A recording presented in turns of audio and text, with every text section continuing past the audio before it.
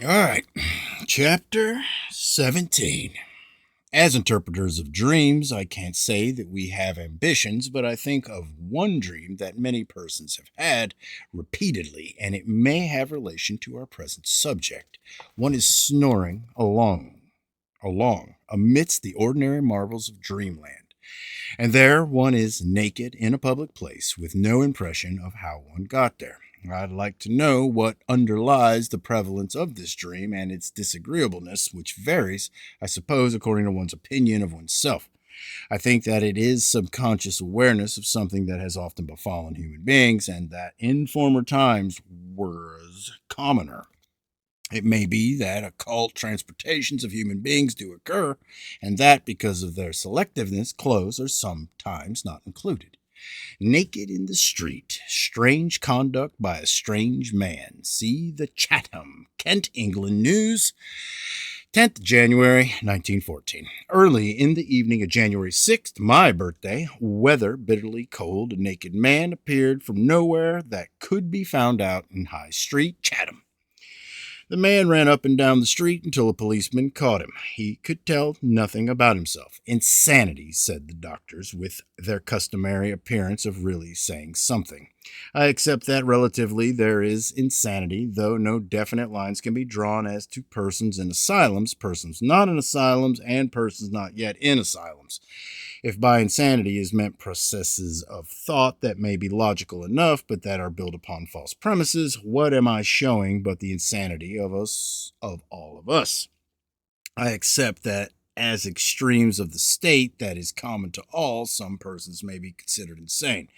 But according to my experience with false classifications, or the impossibility of making anything but false classifications, I suspect that many persons have been put away as insane simply because they were gifted with uncommon insights or have been through uncommon experiences.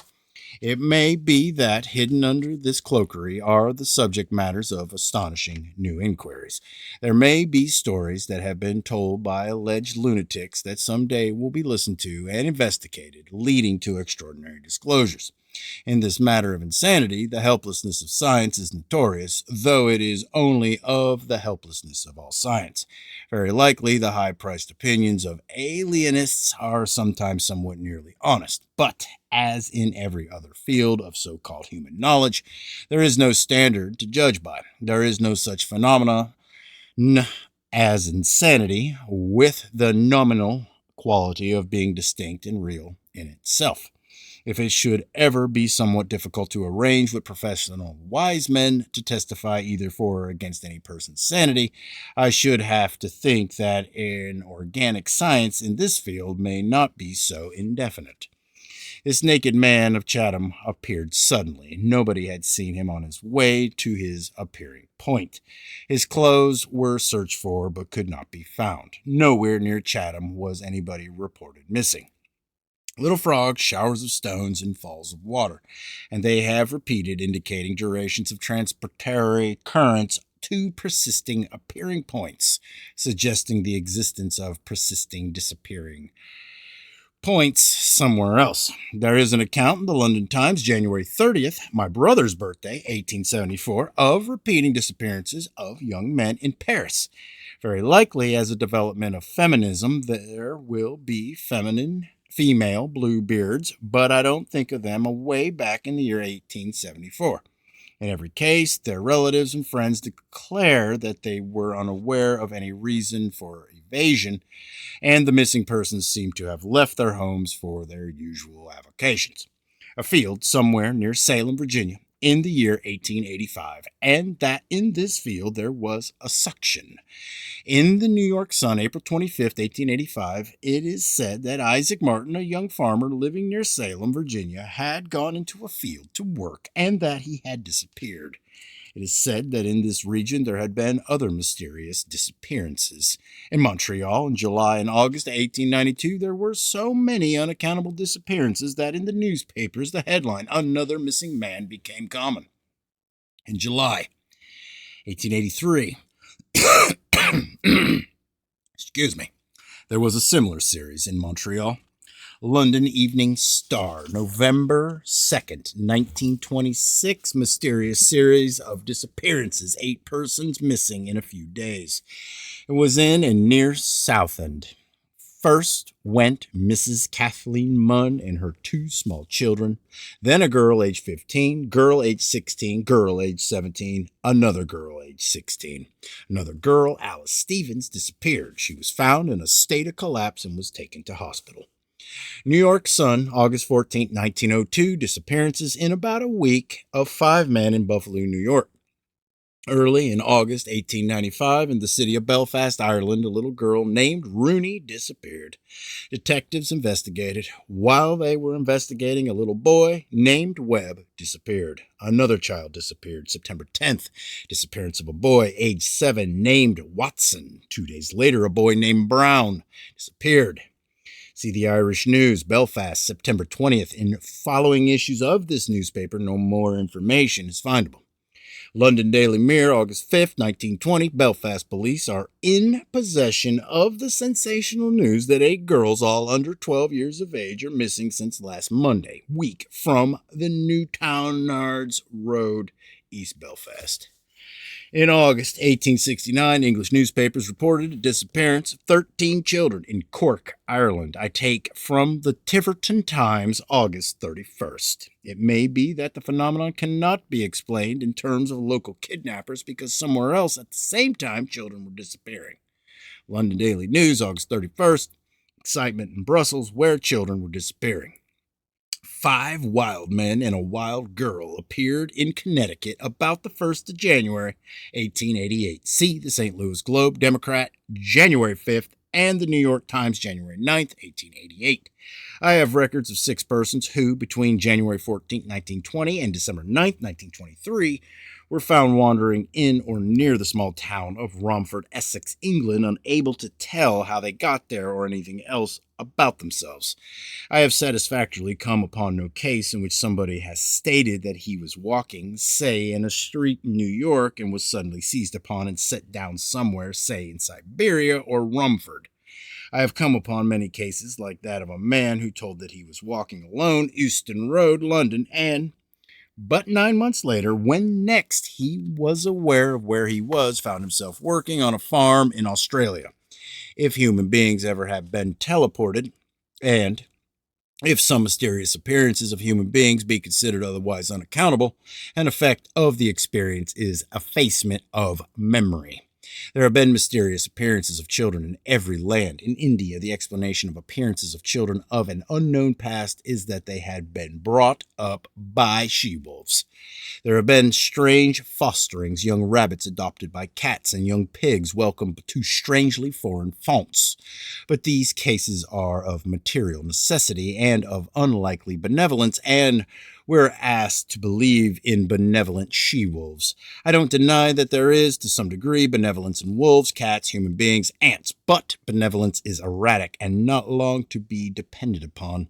Sometimes I am benevolent myself, but pretty soon get over it. The helplessness of a human infant outlasts the suckling period of a wolf. How long do she-wolves or any of the rest of us keep on being unselfish after nothing's made by unselfishness? For an account of one of the latter of the wolf children of India, year 1914, see Nature 93-566. In the Zoologist 3-12-87 is an account of a number of them up to the year 1852. In the Field, November 9th, 1895, the story of the wolf child of Ode is told by an assistant commissioner who had seen it. It was speechless, little animal about 4 years old. Policemen said that in a wolf's den they had found this child almost devoid of human intelligence. The child grew up and became a policeman.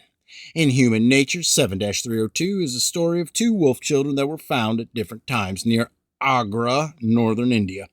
Each was 7 or 8 years old. For a recent case, see the London Observer, December 5th, 1926. Hindus have brought 2 wolf children, one aged 2 and the other about 8 years old, to the Minnapore orphanage. The idea of abandonment of young idiots does not look so plausible in cases of more than one child. Also, In a case of several children, a she-wolf would seem very graspingly unselfish. The children crawled about on all fours, ate only raw meat, growled, and avoided other inmates of the orphanage. I suppose that they ate only raw meat because, to confirm a theory, that was all they got. London, Daily Mail, April 6, 1927. Another wolf child, boy, age 7, found in a cave near Allahabad. For an instance, that is the latest at this writing. See the New York Times, July 16, 1927.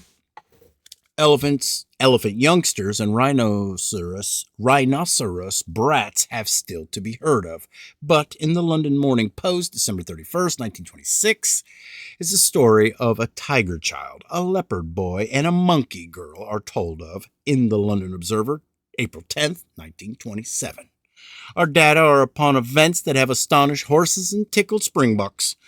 They have shocked policemen. I have notes upon an outbreak of 10 wild men who appeared in different parts of England in that period of extraordinary phenomena, the winter of 1904 and 5. One of them, of origin that could not be found out, appeared in a street in Cheadle.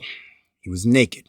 An indignant policeman, trying to hang his overcoat about the man, tried to reason with him, but had the same old trouble that Euclid and Newton and Darwin had, and that everybody else has when trying to be rational or when trying in the inorganic or scientific way to find a base to argue upon.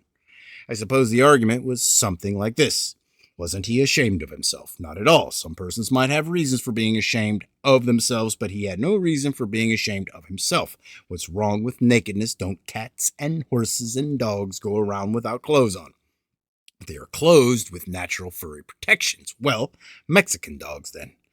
Let's somebody else try. Somebody who thinks that as products of logic, the teachings of astronomy, biology, geology, or anything else are pretty nearly final, though with debatable minor points to be sure.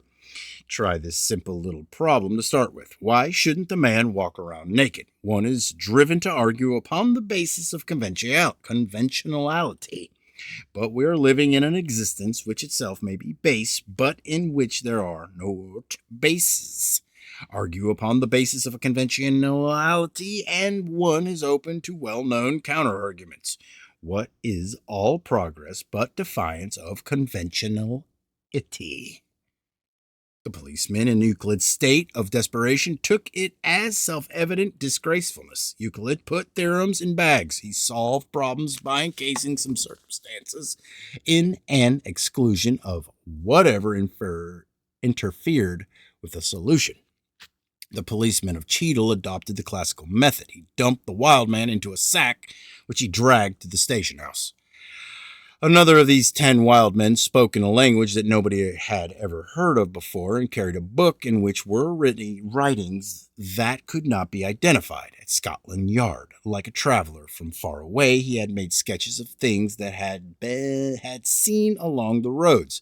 At Scotland Yard, it was said of the writings, "There are not French, German, Dutch, Italian, Spanish, Hungarian, Turkish. Neither are they Bohemian, Greek, Portuguese, Arabic, Persian, Hebrew, nor Russian." See London newspapers and the East Anglian Daily Times, January 12, 1905. Excuse me. I have come upon fragments of a case which I reconstruct, perhaps in the year 1910 and perhaps not in this year. A Hindu magician teleported a boy from somewhere in England, perhaps from Wimbledon, London, perhaps not. The effect of this treatment was of mental obliteration, of profound hypnosis or amnesia. The boy could learn as if starting life anew, but mostly his memory was a void. Later, the magician was dying. He repented, and his problem was to restore the boy, perhaps not to his home, but to his native land. He could not tell of the occult transportation, but at first it seemed to him that nobody would believe his story of ordinary kidnapping.